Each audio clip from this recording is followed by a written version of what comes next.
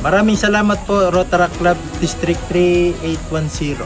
Salamat po ng marami sa inyo.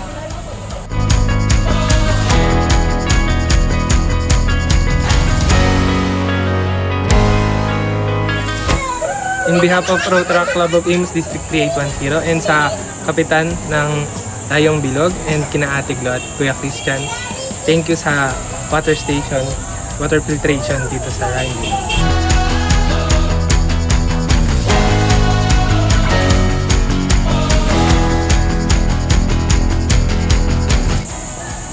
Thank you Rotary and Rotaract District 3810.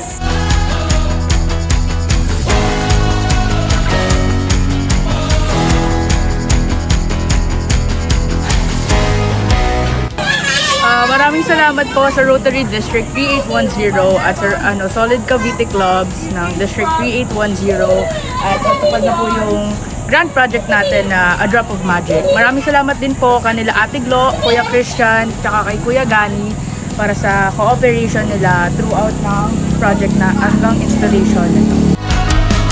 Maraming pong salamat sa nag-donate po ng water Drop of Magic. Clean and safe water for brightness future. Lalong-lalo na kila sasama nila Angel, si Kiara, and many more. Ako po yung nagpapasalamat sa kanila sa magandang layunin po ng kanilang mga puso na mapapakinabangan po ng mga residente po dito. Maraming pong salamat. Sana'y marami pa po silang matulungan. God bless you all and thank you very much. Hi, ako si MIP Marie Aguinaldo of Rotaract Club of Dasmariñas Prime. So, quick story lang. Nagsimula talaga to nung dito hinost yung chill camps and then through IPP Angel, na-discover namin yung place and then from that fellowship, may lumapit sa amin na kailangan namin ng Brigada Eskwela.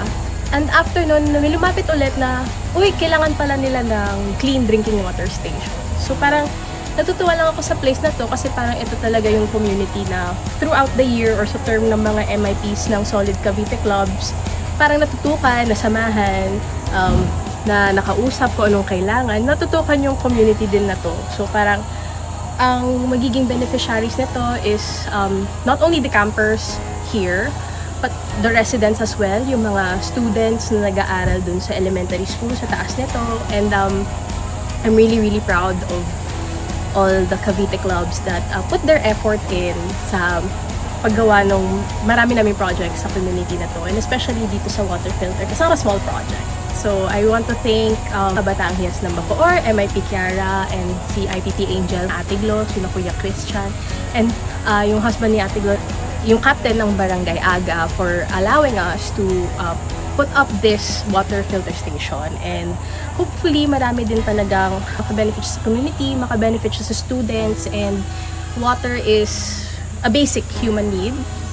Hindi siya dapat nag-gatekeep ng money, or like clean drinking water must be free for everybody. And I'm just happy na we were able to provide it, even as Rotaract clubs, to this community. Thank you so much kay Rotarian Joelito of Microlight Enterprises na sila nag-provide ng aming filter on a huge discount. Like talagang tao sa puso bukod dun sa district grant na budget na that was given to us. And of course, all the clubs involved, RAC Carmona, RAC Imus, RAC Imus East, RAC Dasma City, and RAC Kabataang Hiyas ng Bacoor, and of course my club, RAC Dasma Prime, na talagang nagput ng effort and nag-contribute din ng sarili nilang funds para lang mas mapaganda pa yung project. And to everyone involved, the Rotary Club of Dasmariñas Cavite, super thank you din. And yay, water for all. Thank you so much.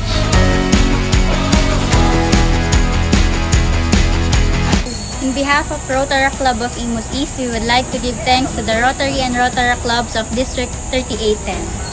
In behalf of Rotaract Club of Rotary International District 3810 Rotaract District Committee, so I would like to thank this following clubs: Rotaract Club of Carmona, Dasmariñas City, Dasmariñas Prime, Imus, Imus East, and Kabataang Hiyas ng Bacoor sa pagpapakilala sa atin dito sa community na ito. So with them, nakilala din natin yung owner na gusto nating pasalamatan, si Ate Glo, kung saan ang project na ito ay makakatulong din sa community within this area. So muli, mula sa Rotaract District Committee, maraming salamat po.